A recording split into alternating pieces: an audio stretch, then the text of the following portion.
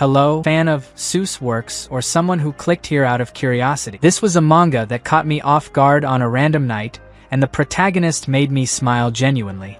But, without further ado, let's get to the summary. The story begins with two girls, an elf and a dwarf, asking why the protagonist bought them. Without saying anything, only one reason passed through his mind. To him, it was obvious. Tired of being called a virgin loser, he decided to solve the problem once and for all.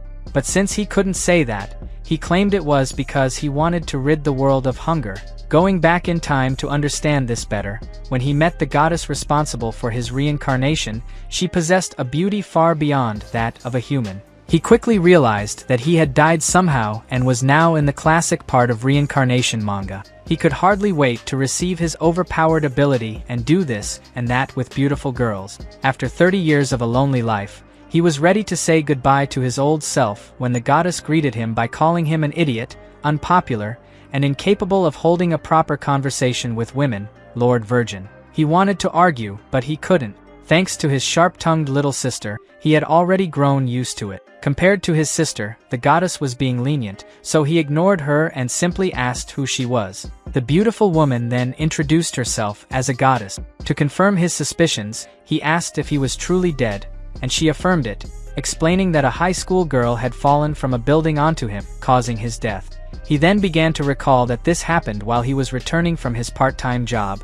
but the perverted goddess interrupted his thoughts, asking if he had enjoyed her softness and delicacy in the process. Outwardly, he said nothing, but inwardly, he didn't deny the fact that he did have a desire to be sat on by a nice backside, though there hadn't been time to feel anything at that moment. Worried about the girl, he asked if she was okay in the end, and the goddess reassured him that he didn't need to worry because she had been saved thanks to him. He now felt somewhat relieved, at least his death hadn't been in vain. Because he had saved a life, the goddess promised him a reward for his good deed and would give him a special opportunity in his next life.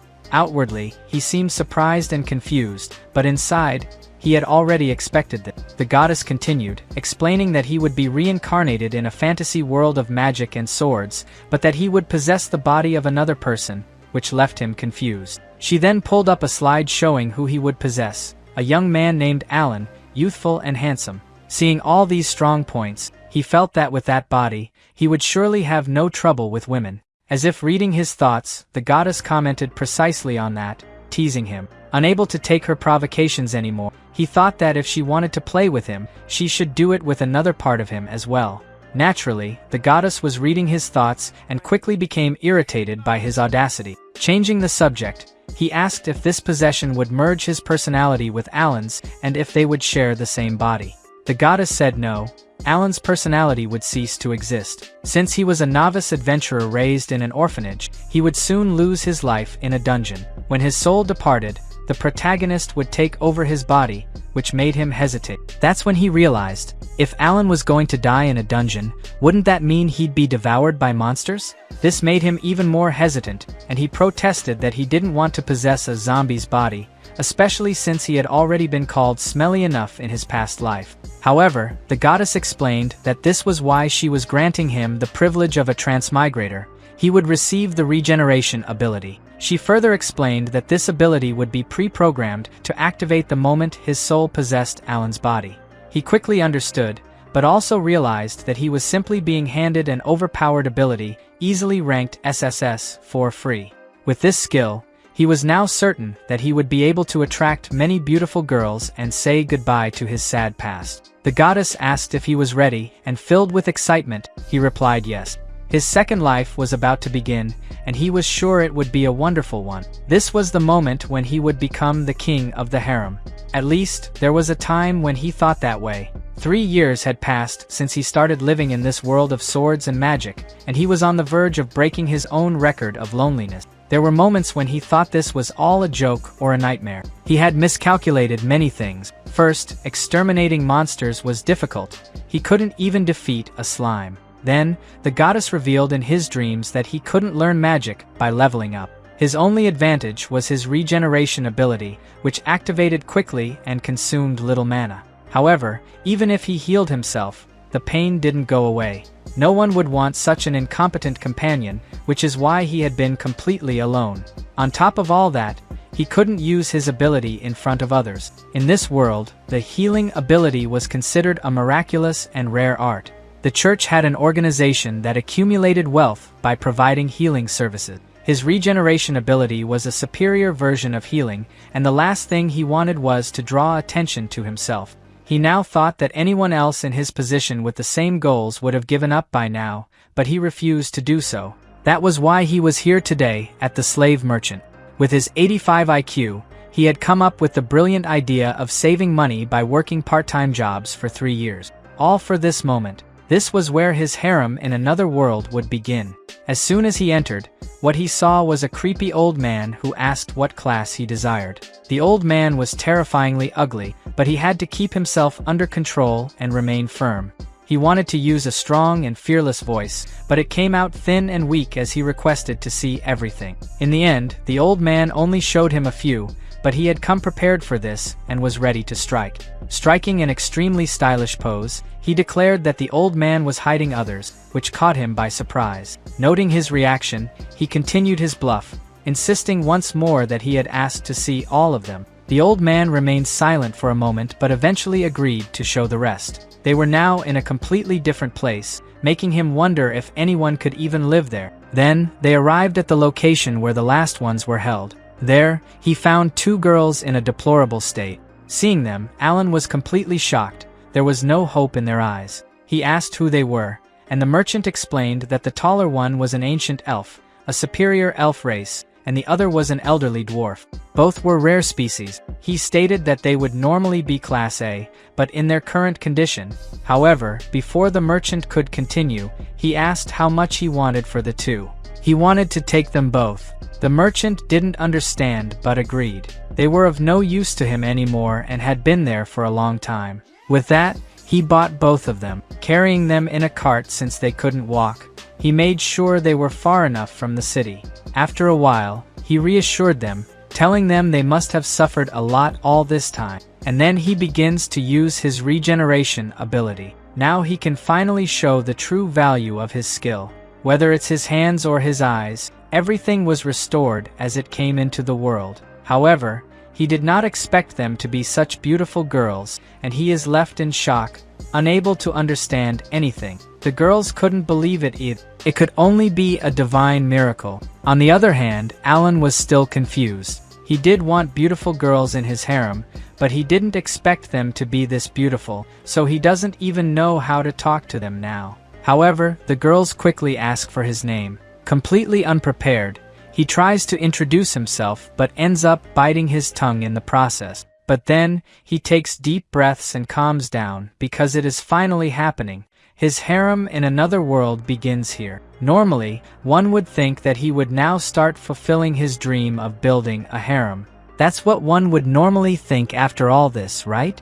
However, by purchasing these 2 girls, he spent his entire savings down to the last coin, and now he doesn't even have enough money to pay for an inn, forcing him to live in an old hut deep in the mountains. He is completely broke, and the goddess, enjoying the entire situation, invades his monologue just to make fun of him, but somehow, he manages to drive her away. Many things are now out of his plans when all he wanted was to be adored by the 2 girls he bought and be called Master. In the end, he still continues updating his virginity history. The ancient elf is named Sylphie, and the old dwarf is called Noel. Both belong to rare races in this world, but other than that, he knows nothing about them. That's because he can't read or write the script used in this world, preventing him from reading the scroll detailing their information. But realizing this is not the time for self-deprecation, he starts digging his farmland when suddenly Sylphie appears, already dressed in elegant clothes, which completely catches Alan off guard.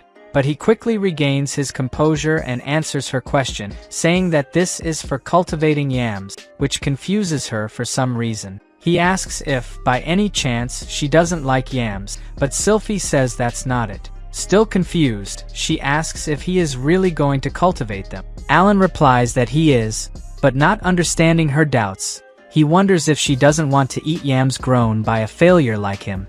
Or maybe she is thinking that her master is poor and wants to be self-sufficient. Trying to change the subject, he asks if she is just taking a walk.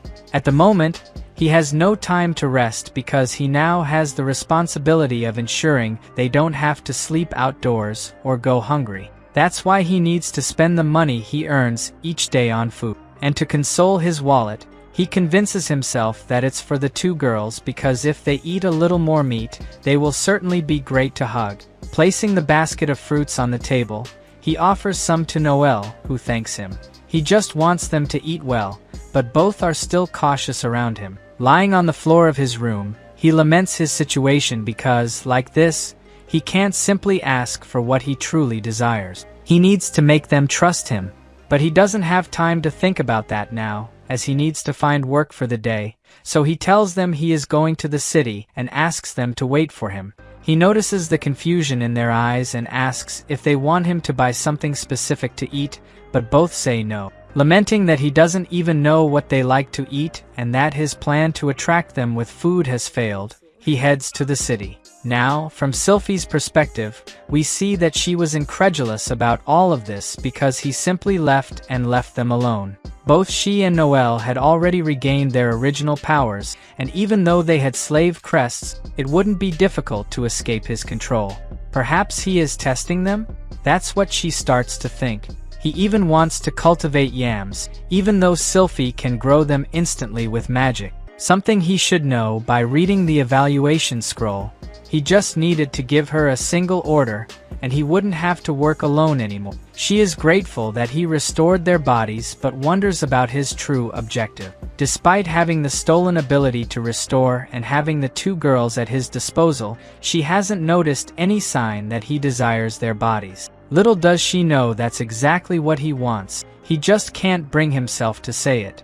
In the end, she wonders what he plans to do after winning them over, and to confirm her suspicions, she follows him. However, she doesn't see what she expected. Instead, she sees Alan entering a clinic. She wonders if he works there and why he isn't using his restoration ability instead of regular healing. But she quickly realizes that the church would certainly keep an eye on him if he did. However, in the best-case scenario, he could obtain any position and honors he wanted, so she doesn't understand why he works there and earns almost nothing. That's when Alan finishes healing a girl, and she thanks him. He tells her to be more careful while wearing a serene expression that makes Sylphie flustered. She wonders what his problem is, and why he is pretending to be a good person.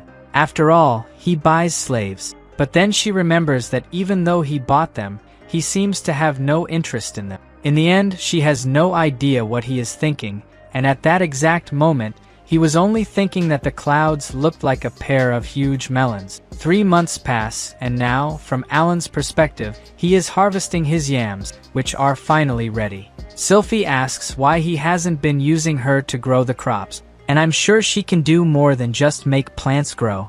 Alan doesn't understand her question and thinks she wants him to put her to work in agriculture, which isn't necessary since he can restore his stamina and work alone. So he was about to refuse her help when she says that with her tree magic, she can instantly harvest crops, demonstrating it in an instant. He is left speechless, wondering what kind of stolen ability this is and why she had been hiding it all this time. Noticing his confusion, Sylphie asks what's wrong and if he didn't already know about it. That this information should have been written on his evaluation scroll, which reminds him of the paper he couldn't read some time ago. Now, with the yam in his hands, he wonders if he should tell the truth. But he quickly realizes that would be like declaring that he is a baby who can't read or write. Besides being extremely embarrassing for him as their master, a man must appear dignified in front of a woman.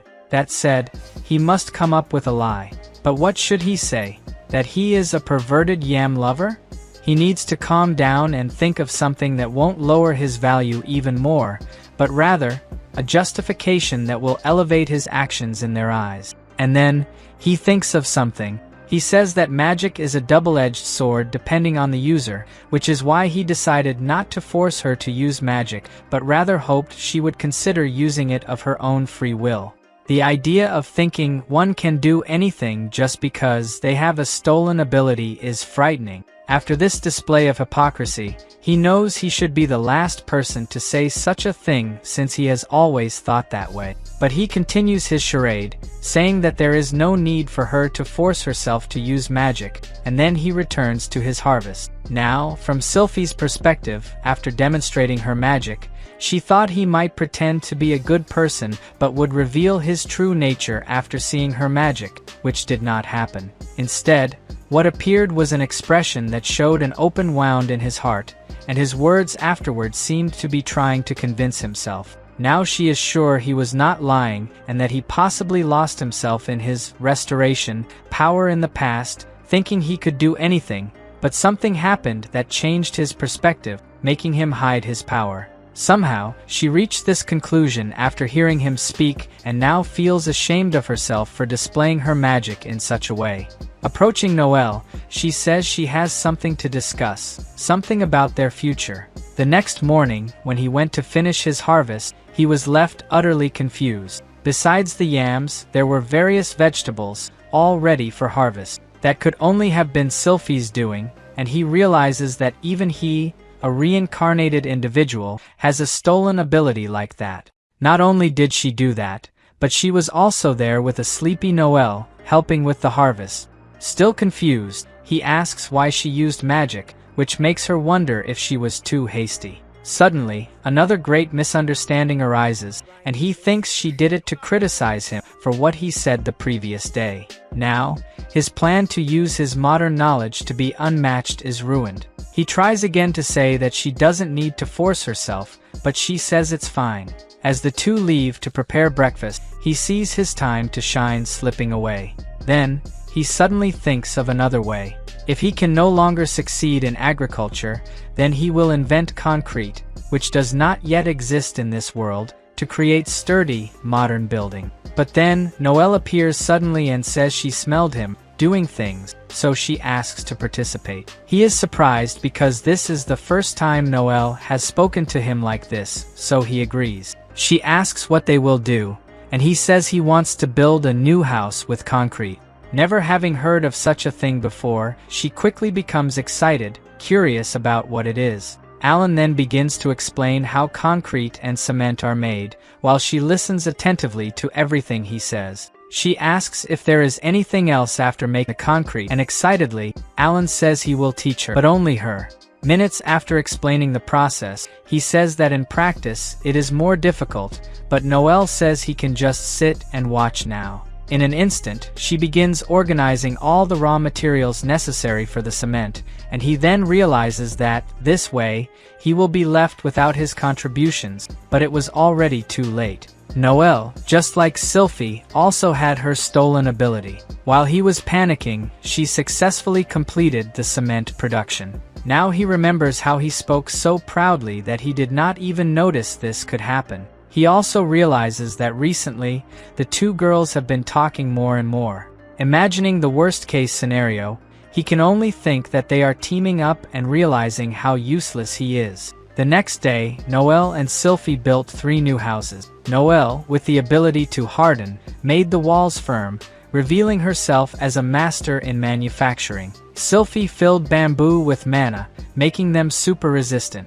As Sylphie called him to enter the new houses, he wondered how everything ended up like this. He was supposed to be the reincarnated one with the cheat ability. He was supposed to be the strongest and flirt with the girls. Little did he know that in the future, he would be worshipped as a demon king and feared even by the hero. Watching all of this unfold, the goddess thinks she should tease him more often and see how things turn out. Now, from Noelle's perspective, while she attentively listened to Alan's words, her dwarven instincts were screaming like never before. After reproducing what Alan had taught, she felt even more amazing. Now she is sure that Alan is not just a mere nobody, that even with his stolen restoration ability, he does not show off and is not vain with the knowledge he has to share. Everything he taught her made her extremely happy.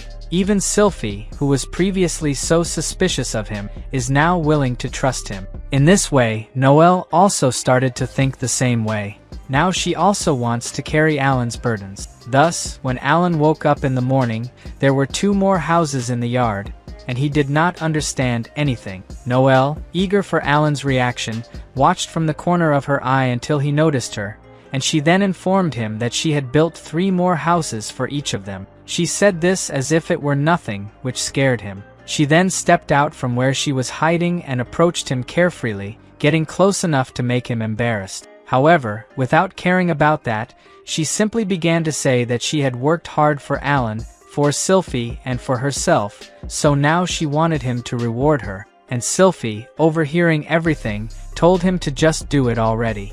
But Alan, with his completely twisted mind, immediately thought that they were plotting something against him, that this was all just a show to ridicule him. However, his depressive fantasies were interrupted as they called him. Sylphie asked if he was okay, and only then did he realize that he needed to calm down, as there was no turning back now. From their perspective, it must be perfectly fine for him to praise Noelle. He has permission to pat her head.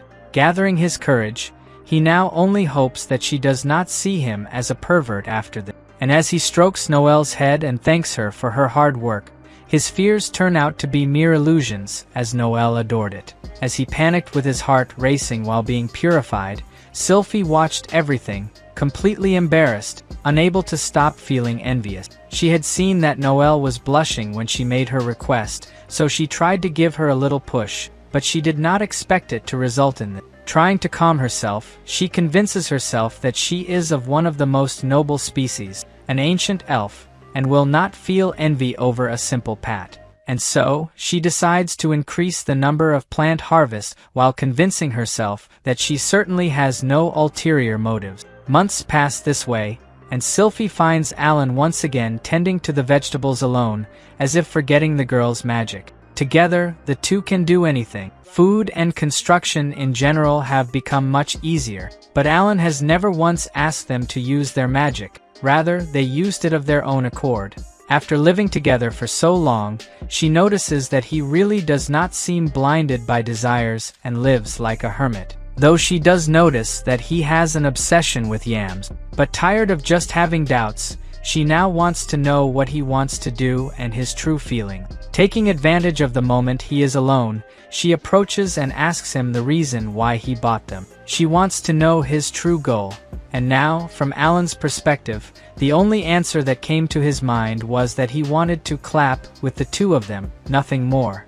But obviously, he can't say that. And just as curious as Sylphie, Noelle also appears, and Sylphie states that the 2 of them belong to rare species. Now that they've recovered, their value is immeasurable, yet he still only uses them to compensate for the needs around him. They ask if there's really nothing he wants to do. With these questions, it almost seems like they know what he truly desires. And after hearing that part about just to compensate, he doesn't understand at all. Abundant food and a richly furnished home are not just anything. They're already providing him food for free. How could he ask for more? And why doesn't he ask them to use magic? Because that would simply make him feel even more pathetic. The 2 of them have already given him food and a house, so he simply can't bring himself to take advantage of their abilities. In his current situation, if they asked him to lick their feet, he would have no choice but to obey. But thinking about it more, he would actually love it if they told him to do that.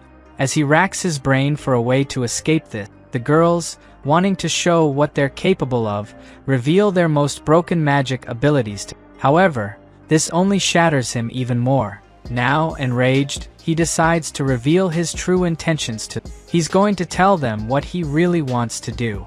Or at least that was his intention, because in the end, he blurts out that he wants to save the world from hunger. Hearing this catches both girls off guard, but before he can even process their reactions, his true self punches him for running away once again out of cowardice. Sylphie, still absorbing what was just said, thinks that this is an ideal worthy of a god, something one wouldn't normally admit so easily. Not to mention, he's gripping a yam way too tightly with a distant expression. Little does she know that he's currently waging an inner war against himself. After glancing at Noelle to confirm that they were thinking the same thing, Sylphie steps forward, still not completely trusting him, but tells him that she will follow him, because she wants to see, by his side, the world he wants to create. And with that, the excuse he made up on the spot became the beginning of his heroic tale in another world. In the world, there are only two kinds of people: losers and winners. Those who lead and those who follow. Those who exploit and those who are exploited. Thinking about that makes Alan remember his little sister, Mizuki, and their games. Like when she made completely unfair trades, giving him something he didn't like, and taking from him something he did, never giving him any chance to choose. That day, Alan didn't forgive her for her unfair tricks and tried to get revenge by tickling her, but he always failed to get back at his sister Mizuki. He wonders if she's doing well now, but after all, he thinks reincarnating wasn't that lamentable. However, this time of memories happens while he's in the middle of a conversation with the girls, who call him back to reality. That's when he realizes his mind went back to the past just to escape reality. Because that conversation was a direct continuation of when he said he wanted to rid the world of hunger. Asking if he was listening, Sylphie says that they should then cultivate the land to rid the world of hunger. And Alan can only agree at that moment, while the goddess watches everything from her special seat. While Sylphie analyzes how they should proceed, Alan begins to wonder how the hell Sylphie, with all that intellectual beauty, hasn't noticed his secondary motive. He even starts thinking that, in fact, she has noticed, and is just pretending ignorance so that he keeps dancing in the palm of her hand. Perhaps this is the announcement of the end of his harem life in another world? No. He can't let it end like that. He still has a bunch of modern knowledge up his sleeve, and he was even considered the highest IQ person at school. That said, he then proposes that they should make fertilizers. Something they have no idea about. So he quickly explains that it's a substance that supplements the soil nutrients used for plant growth. Even though Sylphie can make plants grow in barren soil, land that shouldn't be able to produce anything, that's not something sustainable for long. Sylphie understands very well, since that way she could use less mana, and they can start thinking about improving flavor. Alan then comments that there's something more to it, called crop rotation. The plan is to feed the cattle on the fallow land. And fallow, in simple terms, is a practice of letting the soil rest from agricultural activity, as a way to restore the land's vitality and prevent productivity loss. On this land, they will sow wheat, and by creating pastures for the cattle, they'll increase their numbers. The cattle eating grass will produce manure for the soil, truly an agricultural revolution. The protagonist really farmed IQ here. Feeling quite full of himself while talking, he notices that she's completely speechless. Which is to be expected. There shouldn't be a woman in the world who likes a vain and arrogant man like him. Until Noel suddenly approaches him with curious eyes, wanting to know more about that. Alan knows this flow of events very well. Like this, his moment to shine will be stolen again. Knowing that, he tries to be firm this time and says that he thinks it's better if he does it himself. What he didn't expect was for Sylphie to join in. And while asking him not to throw a tantrum, she puts her little finger on his nose and says that's not nice. That leaves him completely flustered, making him wonder if she sees him as a spoiled child now. And what's with that wink she gave? While he's wondering those things, Noel also grabs his arm and asks for details on how to make the fertilizer already. Feeling completely blessed that these two beauties are so interested in his knowledge, Alan gives in to their requests and explains everything properly. After hearing it all, Noel becomes completely fascinated. And after that, she immediately gets to work. Lunchtime arrives, and Noel finally shows up, since she had been gone for a while.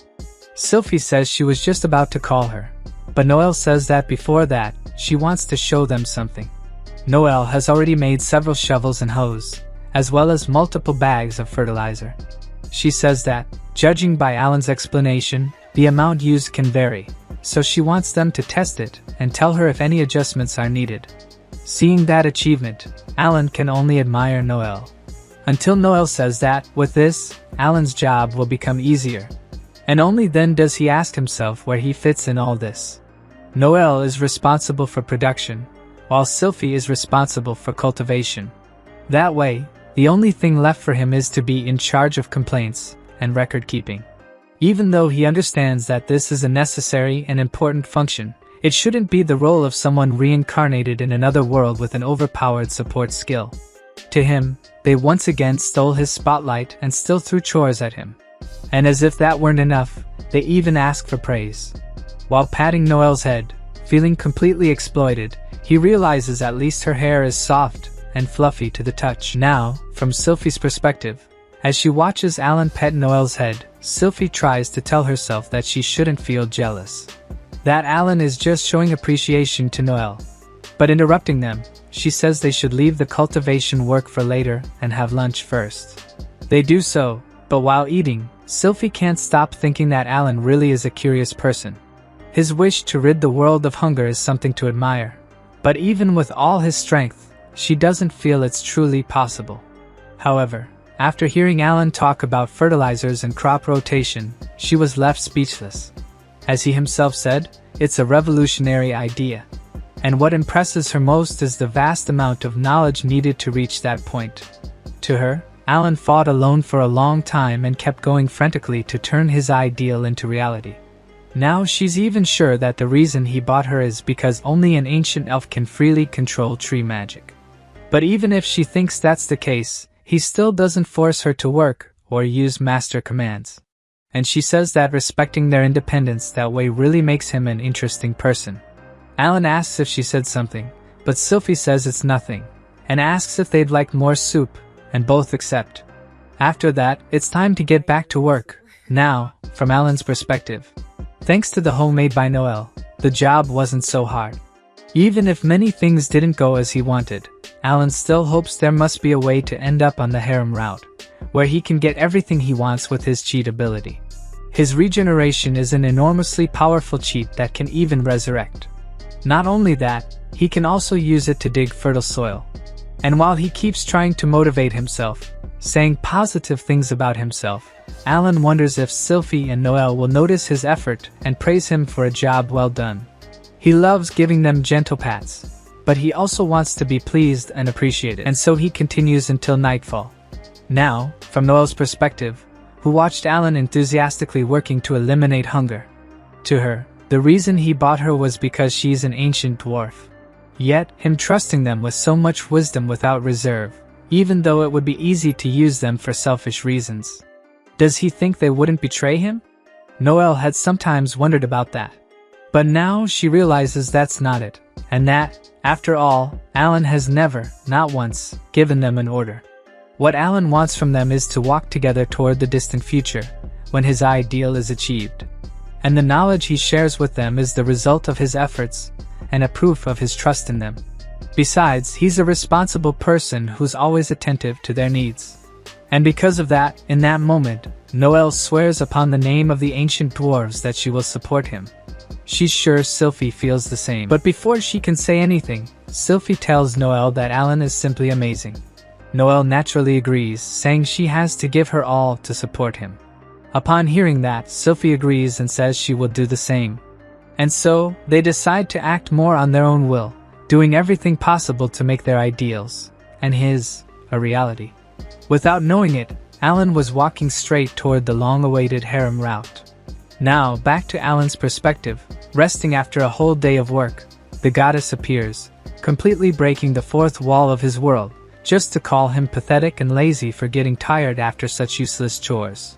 And Alan, already used to her regular visits, can only ask her to stop coming just to have fun at his expense.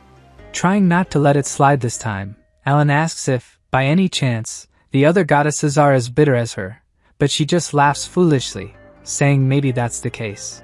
Unable to take her teasing any longer, Alan drives her away. But in the end, he agrees with her, since he really is free and idle. After all, Sylphie's magic has its own balance, and it's not efficient to plow too much at once. Noelle is working in her workshop, and household chores aren't necessary, since their magic easily handles that. Then Alan realizes that if he has nothing to do, he just needs to invent something. So he rushes to Noelle and says he has a favor to ask, but if she's busy. Yet before he even finishes talking, Noelle cheerfully agrees to listen. He shows her his idea, and Noelle comes closer to get a better look. While analyzing it closely, practically using him as support, Alan wonders if she hasn't noticed it because she's too immersed in the project, while he himself is in shock. Moments later, she says there are no measurements listed in the design, and Alan admits he forgot. But the truth is that, since he still can't read or write, It ended up as nothing more than a simple illustration. After that, Noel says it's easy to make, but asks what he'll use it for. And with no real answer, Alan says it's something he needs. However, the truth is that he wants to create these games so they can all enjoy them together. And maybe, through a punishment game, he can achieve the kind of development he's been dreaming of. Thus, Noel rushes off to build those games. The question left for you, the viewer, is, will Alan become the one who exploits others? Or will he remain the one being exploited? Now, from Sylphie's perspective, having noticed Alan and Noel excitedly working in the workshop, the two were already talking about the games and their rules. Noel asks what they're for, and Alan says they're for leisure, which confuses Sylphie. Because why would Alan, the man whose goal is to rid the world of hunger, waste time with games? She needed to ask him for details, so she approached and asked if she could join them. Seeing her, Alan smiles, a smile that, to Sylphie, says a lot. Surely there must be some hidden meaning behind what they're doing. She knows that Alan might have the appearance of a love-struck young man, but the impression he usually gives is completely false. The true Alan, having obtained great power, is a wise man who's suffered for years and is now at peace. Little does she know he's actually just an ordinary young man dying to build a harem. But knowing none of this, Sylphie wants to become Alan's strength and support him however she can. Joining them, Noel asks how the games work, and more excited than ever, Alan says they'll start with a game called Reversi. In this game, the pieces are divided into black and white. However, as the goddess herself said, for those who want details, look it up on Google. And so Alan explains all the games they created, and after hearing everything, Sylphie is simply shocked by such vast knowledge. All those games he presented had rules that anyone could understand, and she could easily see a future where both children and adults would be drawn to them. Literally a gold mine. Then suddenly Alan tells them that instead of playing for fun, why not make a bet? The winner can give the loser any order they want. Unaware of Alan's plan, Sylphie is completely perplexed. Giving slaves the chance to order their master around is utterly absurd. So Sylphie starts overthinking. Could this be a test directly connected to his goal of ending hunger? Should she refuse to show understanding or accept? She doesn't know. Then Noel calls her and says the two of them need to do their best. That brings Sylphie back to herself, reminding her of the promise they made to each other, and so they agree to join Alan's game. Excited, the girls tell themselves they'll do everything they can to meet his expectations. With negotiations over, the game begins with Alan fully convinced of his own skill. With the table ready, Sylphie realizes that since Alan is the game's inventor, he must know everything. By that logic, she doesn't see how they could possibly win against him. However, after a few moves, Alan shocks Sylphie. His last move was the dumbest she could imagine. And not just once, but repeatedly. And now he's in a completely disadvantageous position. With that, Alan loses to Sylphie and can only cry, while the goddess laughs harder than ever, and Sylphie remains utterly confused. Thinking about how the hell he lost, she wonders if it was intentional and part of his plan. That Alan never intended to win. That these matches were just a pretext for them to give him orders. These games are a gold mine, and their financial situation doesn't allow for simple playtime. So the only possible command to give must be. And now, after their crushing victories over their master, the two make their requests. Sylphie wants to register with the Merchant Guild, and Noel wants the property rights for those recreational games. Alan stays silent for a while, and Sylphie wonders if that was the right answer. Little did they know that Alan was silent all that time because he thought they'd ask him to set them free. After taking a deep breath, he agrees to their requests. In the end, his plan completely fell apart. A veteran defeated by newcomers, his wicked plan ruined. Now, in the city to fulfill their requests, Alan wonders if the reason they continue with him is because they actually don't hate him. Little did he know they're already in his harem. He just lacks initiative. Overjoyed, Alan also decides to buy a few things, and Sylphie notices how he seems to be having fun. Watching him talk with Noel, she now wonders if that means she's gotten a little closer to him. That Sylphie is just too cute, there's no denying it. 2 weeks have passed since Noel and Sylphie registered with their guilds, and Alan is now obsessed with shogi, one of the games he created in this world. He's been playing it a lot with Sylphie lately, And when he invites her for another match today, Sylvie accepts, saying it'll be great mental training. Those simple words already destroy him. He can easily imagine her calling him weak. But no matter what he thinks, the result is always the same. Sylvie wins effortlessly, and Alan makes excuses, saying he wasn't serious. After that, Noel shows up and calls Sylvie to head out. Before leaving, Noel says they're going to the capital again today and will be back before dinner. Thus, Alan spends yet another day alone doing nothing. Lying down frustrated, he starts thinking of another plan based on his modern knowledge, one that will lead him directly to the romance route. His plan now is simple, to create alcohol. With a burning body comes a loosened reason. After that, they just have to go with the flow, and then it'll happen. However, ending his fantasies, the goddess appears again and asks if he's alone once more. He says the two went to the capital, as she must already know, and the goddess replies that they've been doing that a lot lately. That's enough to make Alan open his eyes and realize he also hasn't seen them shopping. So why are they doing that? They don't even have money to spend anyway. Delivering a complete checkmate inside Alan's head, the goddess says that maybe they're simply abandoning their unreliable master, for whom they've lost affection, and went to work far from home? Reflecting on it only now, Alan realizes that might actually be true, because even though they've managed to cut food costs, he still can't give them a life of comfort. Noel and Sylvie are real adults, so of course they'd want to eat delicious food and have fun with beautiful clothes. And while they might be working who knows where, he's there, like an old man making games only he wants to play. With that, after renting a triplex inside Alan's head, the goddess leaves as if her job is done, leaving Alan paranoid with his overactive imagination, making him wonder if they might be doing something illegal out there. That thought alone is enough for Alan to go running frantically to the capital, refusing to believe they could be doing such things. He runs through the city without looking at anything, thinking only that he's failed them and now must work hard. Upon finding Sylvie and Noel, still out of breath and desperate, Alan says they can ask him for anything they want, while praying in his head for them to stay with him. Suddenly, Sylvie bursts into tears, and Alan doesn't understand a thing while trying to catch his breath after that long run. He wonders if their lives were so hard that they had to hold back tears, and tells them to wait, that he'll withdraw money from his account. The problem is, he barely has anything in his account. At least that's how it was, because now Alan has 3 million in his account, leaving him paralyzed upon realizing it. Sylvie then explains that she's been diligently depositing the usage fees from the recreational games into his account. Finally looking around the city, whether in the guild or the streets filled with children, elders, merchants, and adventurers, everyone was playing one of his games. Sylvie explains that, in order to obtain the rights over the items, they had been negotiating with the Merchants Guild, and then made a contract with them and a holy spirit. With that, when the games become more and more popular, the guild will raise its rank and always deposit an amount into his bank account. Sylvie's explanation went in one ear and out the other, since what he really wanted to know was why Sylvie's eyes were still full of tears. Still confused, he says that they should then go shopping first, anything they want. And when they look at each other, both agree and seem to think of the same thing.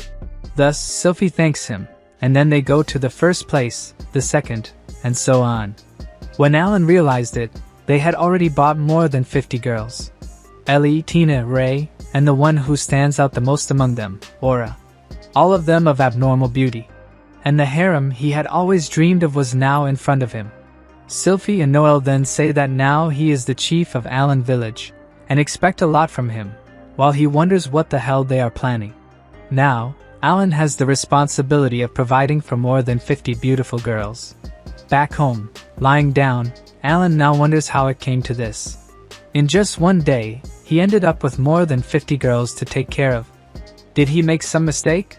When he asks himself that, he quickly realizes that it's not his fault at all, but rather Sylvie and Noel who are responsible for it.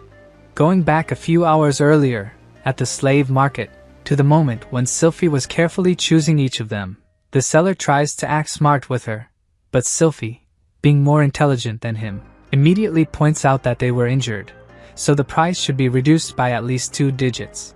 Watching this show of negotiation, Alan notices that Sylvie even made sure to use terms that didn't show weakness or compassion, precisely to remain equal, unlike Alan, who was completely emotional, and realizing this even makes him a bit mad at himself.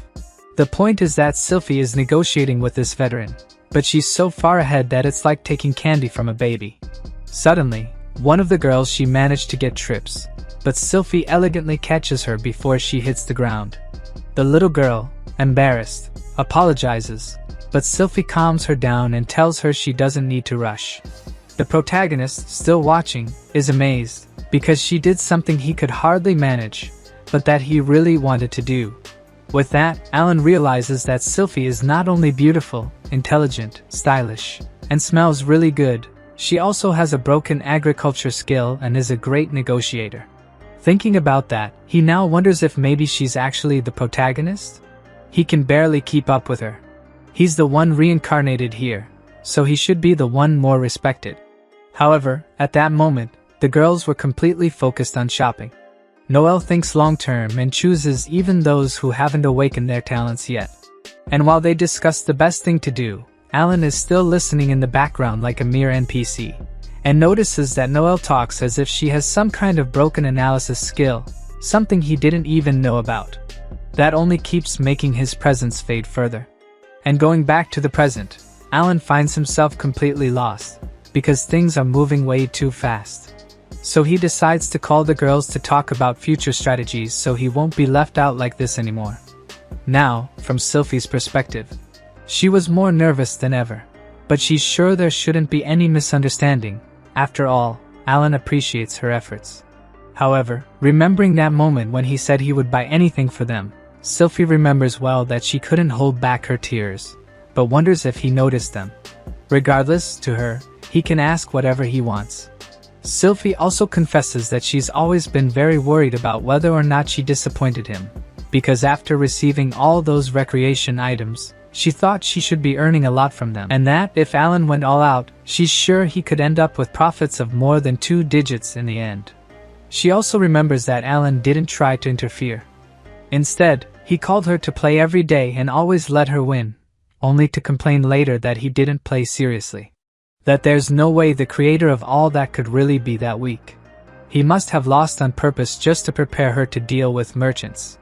With that, we can see that she's completely in love, however, with a completely idealized version of Alan.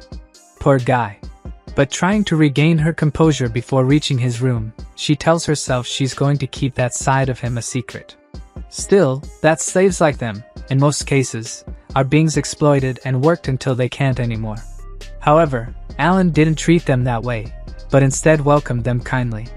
That there must not be anyone who wouldn't want to be in his warm and gentle hands. The protagonist has no idea what he's missing by not making a move soon, but already standing before Alan's door, Sylvie tells herself she's sure that she and Noelle made great choices buying the people necessary to achieve their goal. So, she repeats to herself that she should be proud.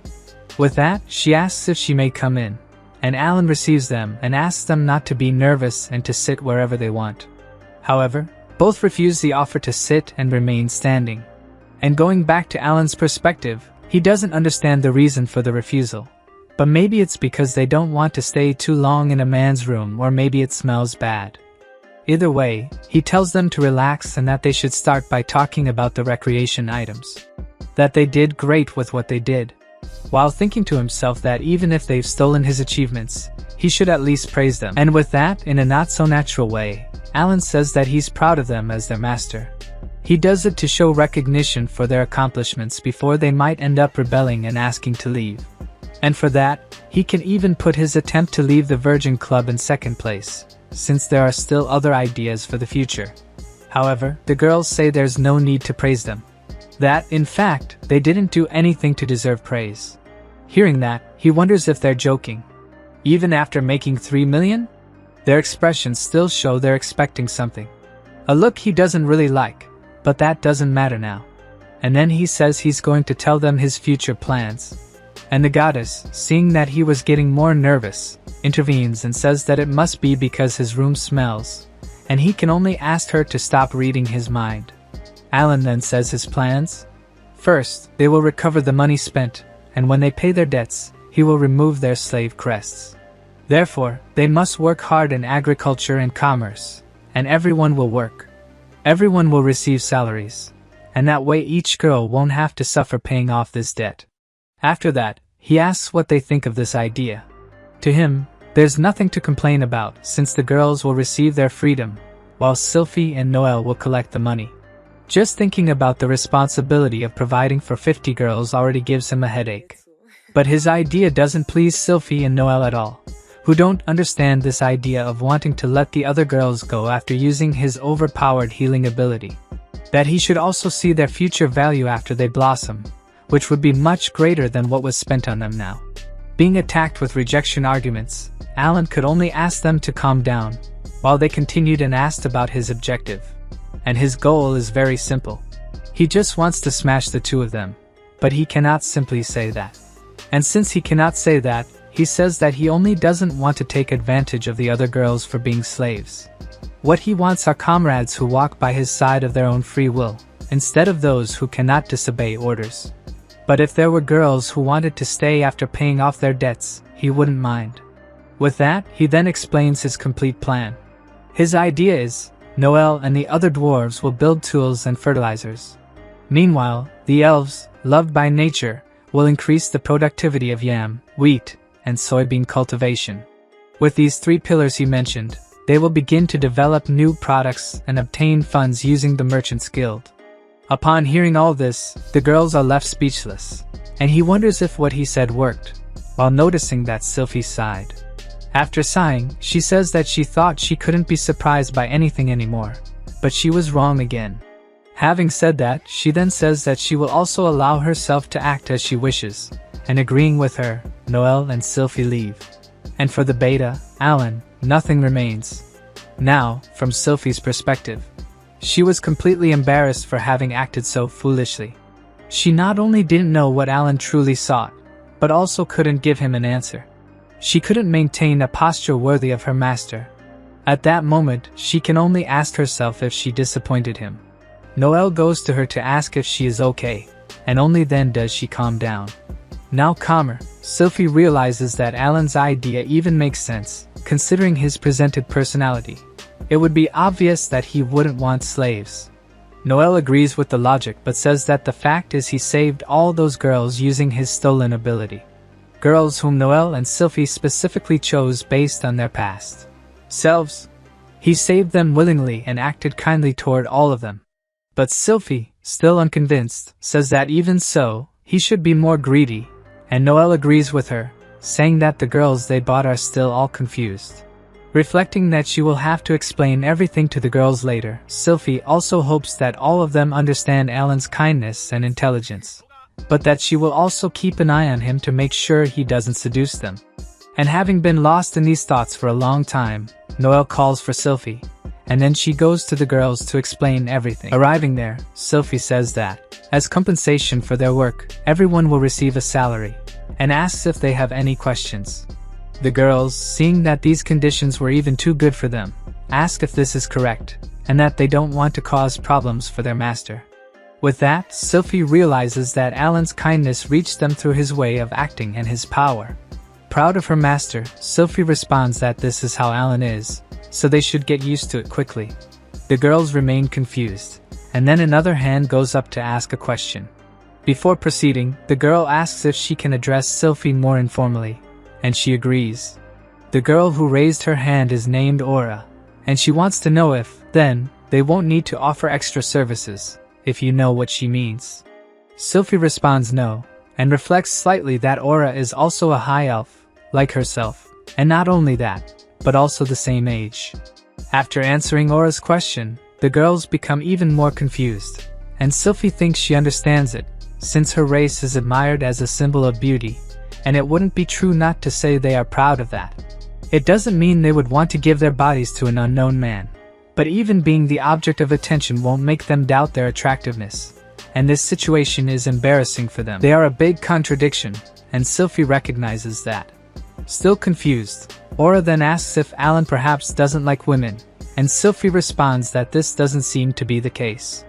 This makes her quickly remember the time she caught Alan staring at parts of her.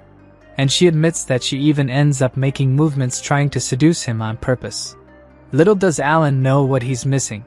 Sylphie deliberately giving him all the signs, but quickly changing the subject. Sylphie says that, although things may seem too unbelievable, Alan would never hurt anyone without reason.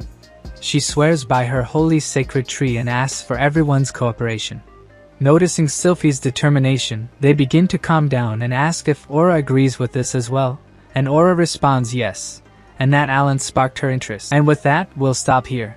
If you enjoyed this recap and want more parts of it, or more recaps in general, leave a like, a comment, and if possible, subscribe to the channel. See you next time.